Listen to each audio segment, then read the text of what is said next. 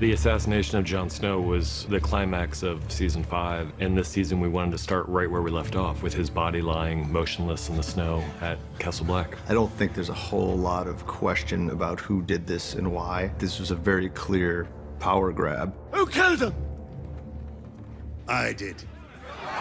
Bowen Marsh, and Othel Yarwick, and the other officers in this castle. Thorin and Jon Snow have never gotten along, and it got to the point in season 1 where they came very close to coming to blows, and Alliser was conspiring against him from that point on. And it's a little bit like the assassination of Julius Caesar, where there were quite a few men involved in the conspiracy who all probably genuinely thought they were doing the best thing for the Roman Republic. He thrust a terrible choice upon us, and we made it.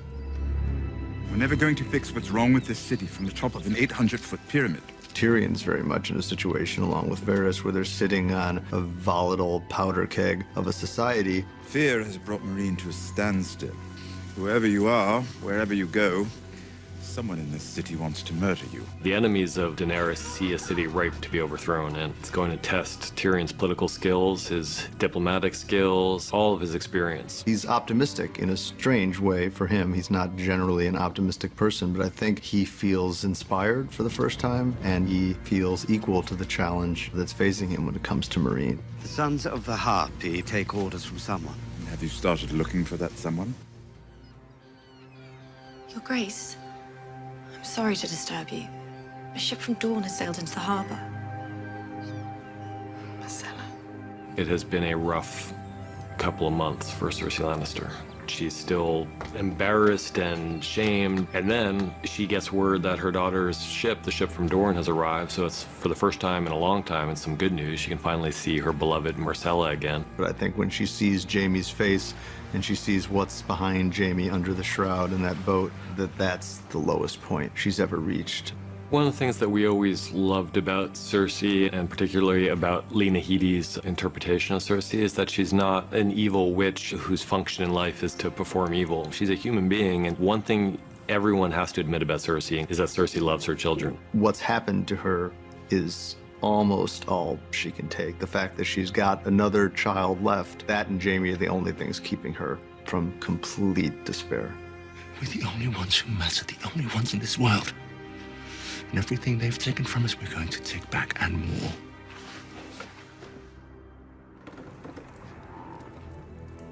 There have been a few hints before that Melisandre is much older than she appears. Going back to a very early conversation with George Martin about her, she's supposed to be several centuries old. So we always wanted to show her true age, and we're waiting for the right moment. And this was it for us. Her confronting the reality of her situation, her appearance is a lie, just as the Lord of Light's supposed promises to her and messages to her were lies. At the end of episode 1, she's in a place where she really needs to look her real self in the eye and come to terms with where she stands now. And we see the real Melisandre, which is quite feeble and aged, and yet you can see her in there.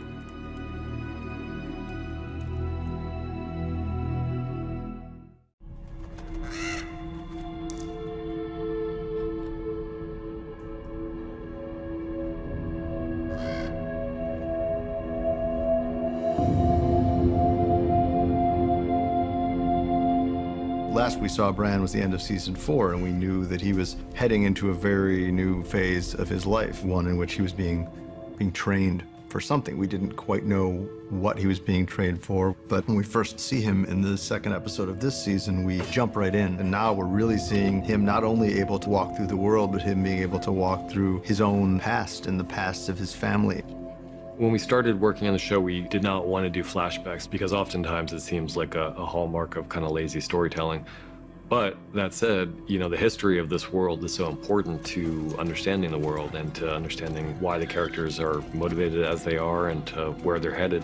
So one of the things that we really loved about this storyline with Bran is the ability to go into the past, not as a flashback, but we're seeing it from the perspective of a character that we know, and we're seeing how that character reacts to it. So it's not just us seeing Winterfell back when Ned Stark was a young boy, but also watching Bran see his father, younger than he is now, sparring with his own brother. And it's just, for us, became all of a sudden much more interesting and compelling. It is time to go. Please, a little longer. It's an amazing, enticing prospect for Bran, but it's also dangerous, as the Three-Eyed Raven points out. It really needs to be doled out in doses because the temptation for Bran is to never come back. You finally show me something I care about, and then you drag me away. It is beautiful beneath the sea. But if you stay too long, you'll drown. If you acquire a reputation as a mad dog, you'll be treated as a mad dog. Taken out back and slaughtered for pig feed. My lords, Lady Walder has given birth. A boy. Certainly from the time that Ramsay heard that Roost's new wife was pregnant, he knew there was a threat to his ascendancy. And from that moment on, Ramsay knows that his position's in jeopardy because he might be a naturalized Bolton, but whatever child Roose has with Walda is going to be a natural born, from the get-go, a legitimate Bolton. So that starts to make Ramsay nervous. And beyond all that, one thing he certainly learned from his father is that if you have a chance to seize power, you seize it, and there's no time like the present. You'll always be my firstborn. Thank you for saying that. It means a great deal to me. It was certainly not something that was just a spur-of-the-moment decision. In fact, we see that when we see young Lord Karstark watching it, he's not surprised by what's happened, so he's clearly in on it. Ramsay learned certain things from his father. He certainly learned ruthlessness. The one thing about Roose, though, is that Roose planned everything very carefully, and he understood the importance of alliances. Ramsay's being a bit more incautious because the Bolton hold on the north is precarious, and much of it is due to Roose's efforts. So by assassinating Roose, Ramsay is inheriting a quite difficult job and being Warden of the North in a region where many of the families despise your family and consider them traitors. I'm not asking the Lord of Light for help. I'm asking the woman who showed me that miracles exist. I never had this gift. Have you ever tried? Davos has no real love lost for Melisandre. He is not a huge fan of hers. When they were both serving Stannis, they were always the angel and the devil on Stannis' opposite shoulders. He's seen what she's capable of. He's seen her do many impossible things. He's not a big fan of her god. He's not a big fan of her program, but there's certainly nothing to lose at this point.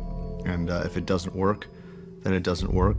For Melisandre, she comes into it with grave doubts. I mean, she was someone who was a true believer, whose faith was shaken, someone who was an absolute devotee of the Lord of Light, and the events of the last many episodes have shaken that faith, but she still believes in him. She just doesn't know if he believes in her. And so she comes to Jon Snow's body with the tiniest hope that maybe if she says the right words, if she says them with enough belief, with enough passion, the Lord will listen to her. En sindroro onios, en kir persis, en morchot gleisum. Please. Well, first, Melisandre believes she's failed, and that's what Tormund believes. I think he's the first to walk out. That's what Ed believes. And Davos finally gives up. It's kind of like you're applying the paddles to the patient who suffered cardiac arrest, and the paddles don't work. It was the last-ditch thing, but we can't get a pulse back, and he's gone. And then, Ghost, he's known Jon longer than any of these people have. And all these wolves have a strange and deep connection with their Stark counterparts. So Ghost has a kind of sixth sense when it comes to Jon Snow and when Jon's in danger and when he might be coming back.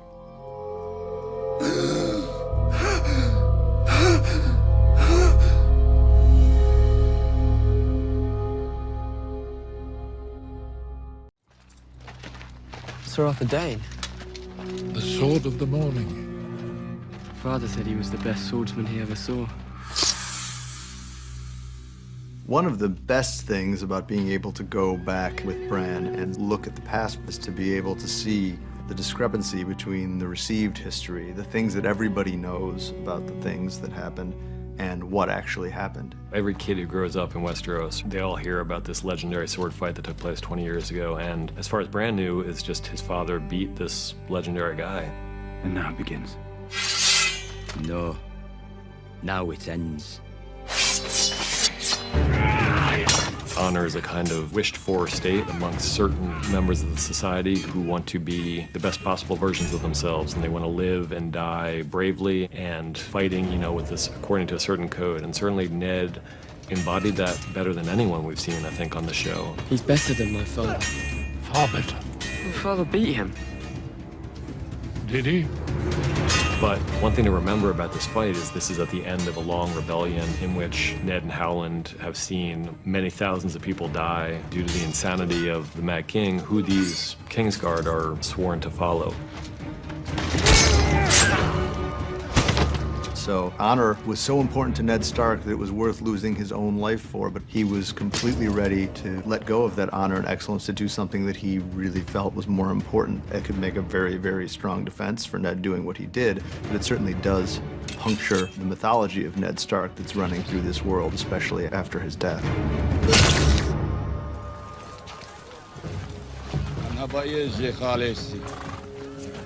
I think when Dany returns to Vaes Dothrak, it's obviously with a certain sense of dread, because she knows that these widows of the former Khals are not likely to welcome her with open arms. It's not like, oh, long-lost sister, where have you been? It's, here's a funny-looking, white-haired girl who has put herself on record as thinking she's all that and stringing a bunch of highfalutin titles after her name. But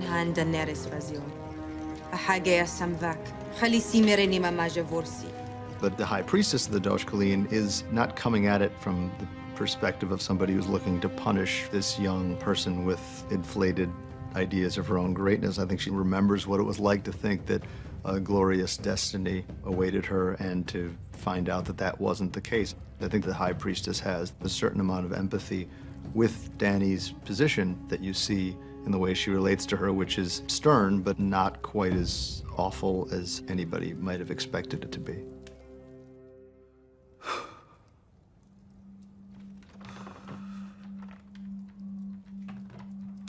Jon coming back to life was something that the first version we wrote originally had more talking. And as we saw it on the page written out, we realized it was just too much dialogue. We decided to just give the kind of awe of that moment its due. We're talking about the idea that you do lose something and that you're forever changed. Not in the supernatural way. I mean, he's still Jon, but he's been dead. That is a haunting experience, because if that really is what's beyond, and what's beyond is nothing, just the terror of knowing that. What do you remember? They stopped me. I shouldn't be here. To remember your own death and yet be sitting here and seeing evidence of what happened to you on your own body, that is existentially terrifying.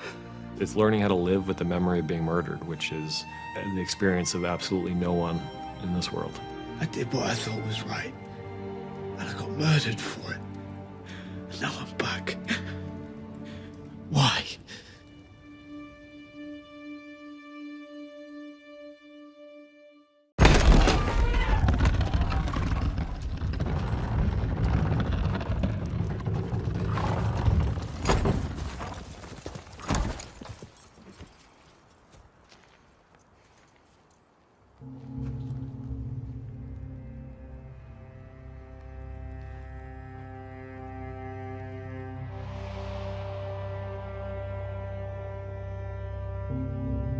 It's a fascinating thing because we've been watching these characters now for 6 seasons, and this is the first scene they've had together.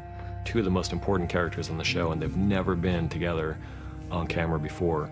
It just worked out beautifully.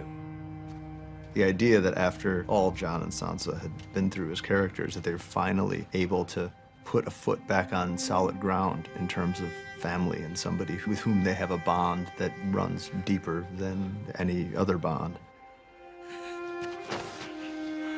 It was a big moment for the 2 of them, and for us to see it played out. And to learn where these 2 are going to go with a relationship that never really meant that much to either one of them before, but now means so much because at this point they're all that they have. They both suffered so much, and they've both been through so much, and it's interesting to see the different directions that their individual sufferings have taken them. Can't stay here, not after what happened. There's only one place we can go. Home. Or should we tell the Boltons to pack up and leave? We'll take it back from them. John's just not ready to get back into the fight. Since he left Winterfell, it's been essentially one long fight against everyone possible. He fought as hard as he possibly could, and then he was killed. And so he just wants out. It's really only the additional pull of family and finding out that Rickon Stark is still alive that forces his hand and pulls him back into this fray he was trying to step away from. A monster has taken our home and our brother. We have to go back to Winterfell and save them both.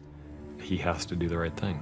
That's what makes him Jon Snow, and that's why we love him, and that's why he gets himself killed. We enter these negotiations with open eyes. Trust me, my own recent experience with slavery has taught me the horrors of that institution. How many days were you a slave? Long enough to know. Not long enough to understand. One of the historical examples that we looked to when writing these scenes was, oddly enough, was Abe Lincoln, because Abe Lincoln was trying desperately to stave off a civil war between the North and the South, and he wasn't ready to get rid of slavery quite as quickly as people think. I mean, he was trying to talk to the Southerners and work out some kind of compromise at first. And, you know, with Tyrion, it's, as he says to Grey Worm Missandei, slavery is an evil, war is an evil, and I can't end both at once. So what's the solution here? The whole point of diplomacy is compromise. Here is the Queen's proposal. Instead of abolishing slavery overnight, we will give you 7 years to end the practice. In exchange, you will cut off your support for the Sons of the Harpy. His proposed compromise, which he thinks of as a good idea, is incredibly offensive to Missandei and Grey Worm, who were slaves. And, you know, from their point of view, you don't make a compromise with slavers because that's making a deal with the devil. So they're entering into these negotiations with the slavers with deep skepticism, but Daenerys did choose this man to advise her, so if he's saying there's a chance, they're willing to try it, but with grave suspicions. You will not use them. They will use you. That is what they do.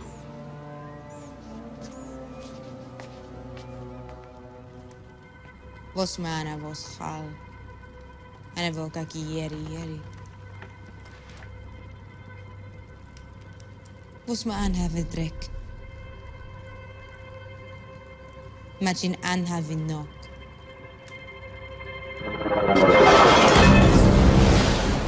One of the things that was interesting for us is, you know, seeing how Dany can be strong when she's not in a position of power. You know, all the calls of all the gathered Khalasars were within the Temple of Dashkaleen, and Dany, an unarmed little woman, killed them all by herself. You know, she didn't have a dragon fly in and do it. It was all Dany.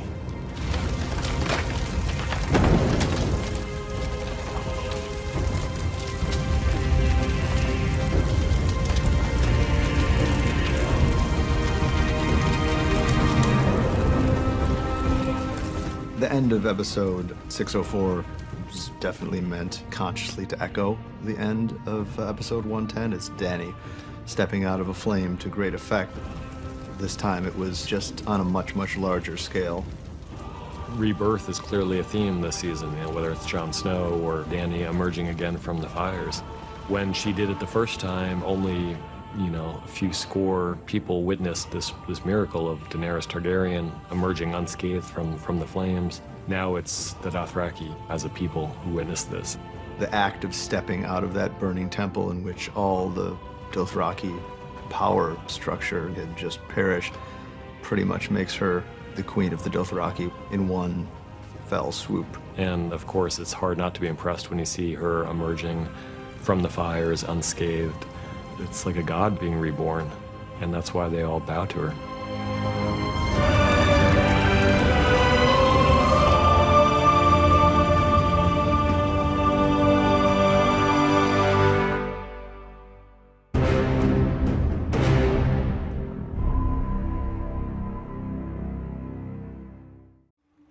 You have no idea how happy I am to see you unharmed. Unharmed? What are you doing here? Sansa's gotten pretty good at playing the game. When she sees Littlefinger, though, it's not about politics. It's not about trying to manipulate him or anything. He betrayed her in the worst possible way. And so in her mind, everything that happened after that, he's to blame for it. You freed me from the monsters who murdered my family. And you gave me to other monsters who murdered my family. You want me to beg for my life? I will. I think it goes through her mind how satisfying it would be to see Brienne just cut him in two right here. But she doesn't, and that she doesn't is an interesting quality of Sansa's, that she started to look a couple moves ahead, and she started to think, is it possible this person will be more useful to me alive than dead? I didn't know the Tullys still had an army. My uncle, the Blackfish, has reformed it and retaken River Run. How'd you know that? It's funny because even as she's trying to make a clean break with Littlefinger, Sansa is showing us the ways in which Littlefinger has shaped her way of looking at the world. Ramsay received a raven before I escaped Winterfell. I mean, the decision not to tell Jon about the meeting with Littlefinger, not to tell Jon how she knows about the Blackfish. If she really trusted Jon and she really was coming at this as a clean, pure Stark, she would tell the truth to her brother and the person to whom she has real allegiance at this point. But for whatever reason, she holds back on that. And I think that shows that Littlefinger still has some kind of a hold on Sansa. I am Theon Greyjoy, last living son of Beylona Greyjoy. And she is your rightful ruler. It's probably unique in the history of the Iron Islands for a male heir to reject his own claim in favor of his sister. It's one thing to say when it's just the two of them, I don't want to be king, you should be. It's quite another thing when they have the King's Moot and they're actually choosing a king. And that's, I think, when she first really begins to trust him again. I'm Euron Greyjoy. I claim the Salt Throne. Of course, the person who precipitated the King's Moot by throwing his own brother off a bridge did so with full understanding of what a King's Moot was. It's an election, and Euron Greyjoy was confident that he could step into that situation and triumph through force of personality and through violence if necessary.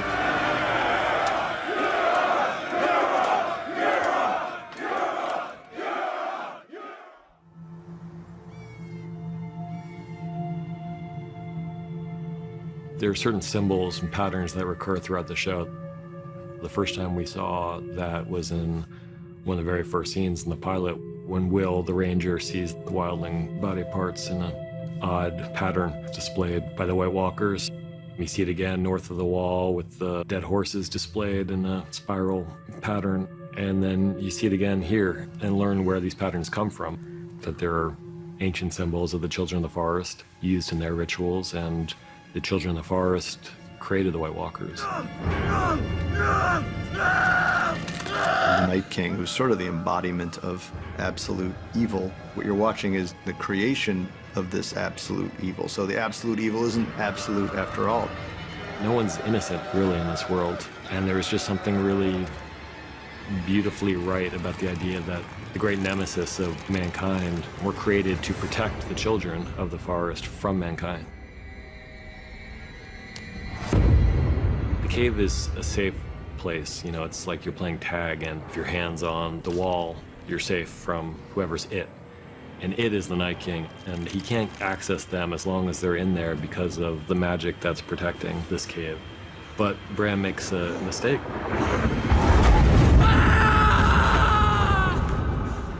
He saw me! He's not the Three-Eyed Raven yet. He doesn't have control over these visions in the way that the Three-Eyed Raven does. But for the first time, someone actually sees him in the vision as the Night King. Which is part of the tragic mistake here, is that if the Three-Eyed Raven had been with him, things would have ended much differently. The time has come. The time for what? For you to become me. But am I ready?